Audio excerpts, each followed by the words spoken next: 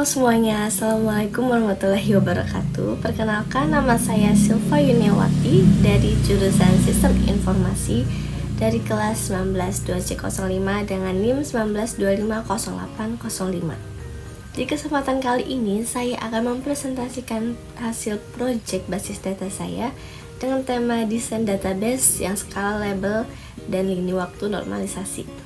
Studi kasus yang saya gunakan adalah sistem perpustakaan. Tujuan dari proyek ini adalah mengetahui bagaimana proses normalisasi dapat mengurangi redundansi data serta membandingkannya dengan skema denormalisasi. Tema ini sangat relevan dengan dunia kerja. Hampir semua aplikasi yang digunakan di perusahaan seperti sistem akademik, rumah sakit, e-commerce, perbankan, maupun inventory menggunakan database sebagai tempat penyimpanan data. Sebagai seorang programmer, database administrator maupun sistem analis, kita harus mampu merancang database yang efisien agar data tidak berulang, mudah diperbarui, dan tetap konsisten. Melalui proses normalisasi, kita dapat mengurangi redundansi data serta mencegah terjadinya update anomali. Di sisi lain, denormalisasi juga perlu dipahami karena pada kondisi tertentu seperti pembuatan laporan atau dashboard, denormalisasi dapat meningkatkan performa query. Oleh karena itu, memahami kapan menggunakan normalisasi maupun denormalisasi merupakan keterampilan yang sangat dibutuhkan di dunia kerja. Pada proyek kali ini, saya menggunakan sistem operasi Windows, XAMPP sebagai web server dan database server MySQL. Lalu ada PHPMyAdmin sebagai tools untuk mengelola database, dan ada browser Google Chrome sebagai tools untuk mengakses PHPMyAdmin. Berikut adalah tampilan IRD sebelum dan sesudah normalisasi.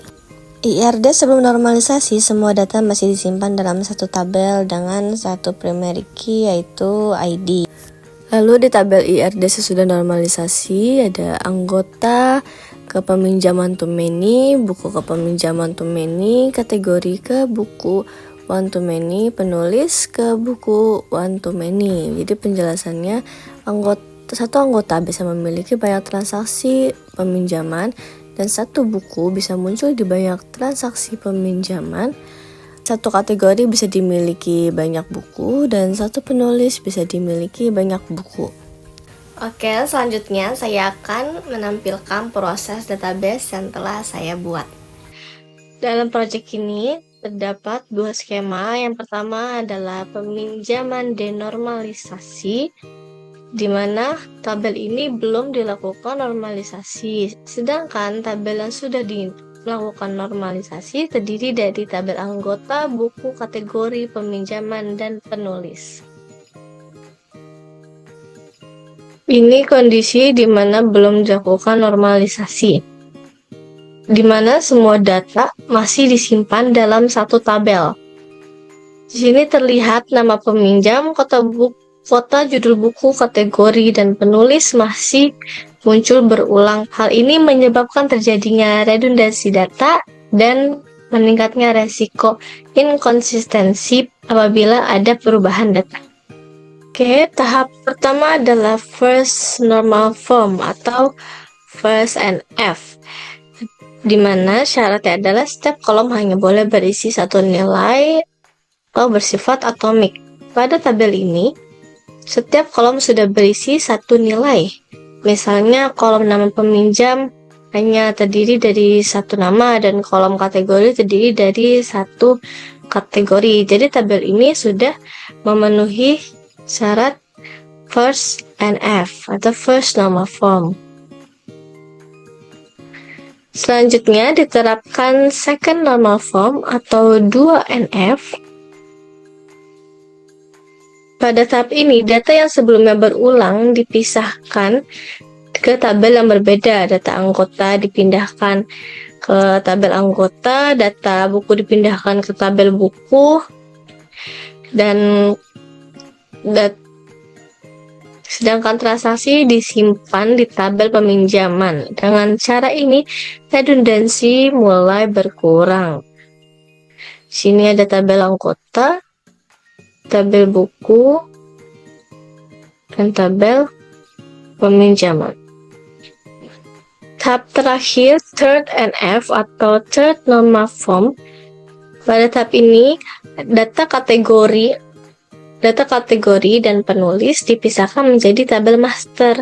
Tujuannya agar data tersebut tidak disimpan berulang kali di tabel buku atau peminjaman, sehingga jika ada perubahan cukup dilakukan pada satu tempat saja. Di sini ada tabel kategori. Ini jadi tabel master, dan ada tabel peminjaman, tabel penulis, maaf. Dan ada tabel penulis. Di sini untuk jadi data master juga. Lalu setelah proses normalisasi selesai, database yang terdiri dari 5 tabel yang saling berhubungan menggunakan primary key dan foreign key. Struktur ini lebih efisien dibanding sebelumnya. Ini ya berikut data-datanya, ada tabel anggota, buku, kategori, peminjaman, dan penulis. Meskipun data telah dipisah menjadi 5 tabel, informasi tetap dapat ditampilkan secara lengkap menggunakan join. Hasil yang diperoleh sama dengan tabel denormalisasi, tetapi struktur database-nya lebih baik dan lebih mudah dipelihara.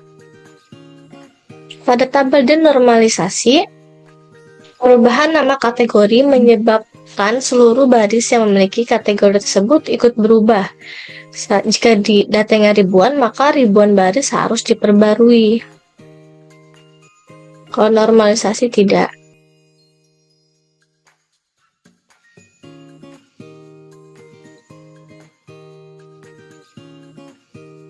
Ini kita akan menampilkan join.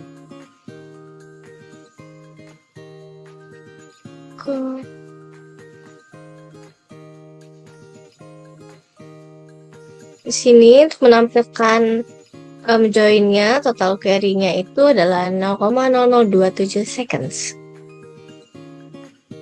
Di sini terlihat ya, sama ya bentukannya sepertinya denormalisasi. Pada skema denormalisasi, ketika nama kategori diubah, maka seluruh baris yang memiliki kategori tersebut harus ikut diperbarui.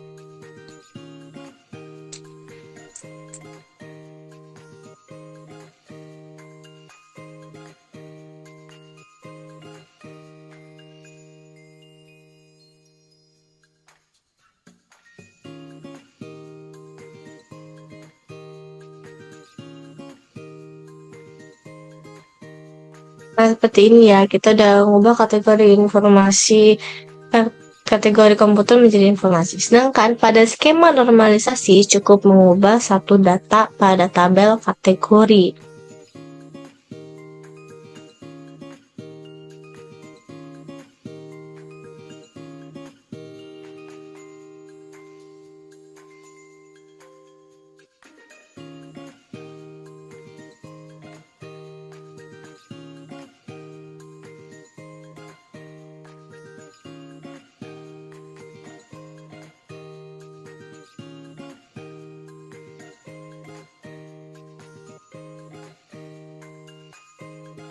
Semua data yang berhubungan akan otomatis menampilkan nama kategori terbaru melalui relasi tabel. Itu kalau normalisasi.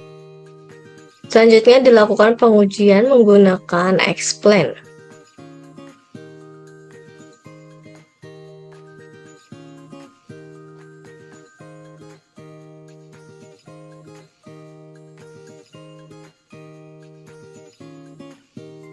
Pada skema denormalisasi, query langsung membaca satu tabel.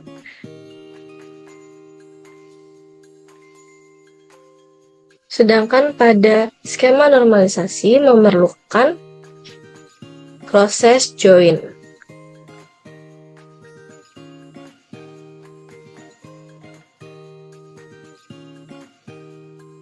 Ini hasil dari normalisasi.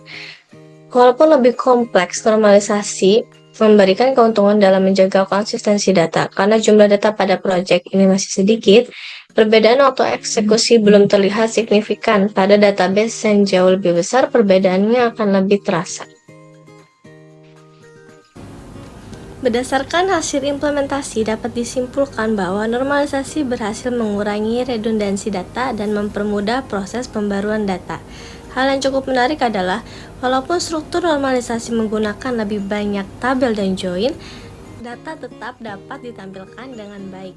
Demikian presentasi yang dapat saya sampaikan. Terima kasih atas perhatian Bapak atau Ibu dosen dan teman-teman semua. Sampai jumpa.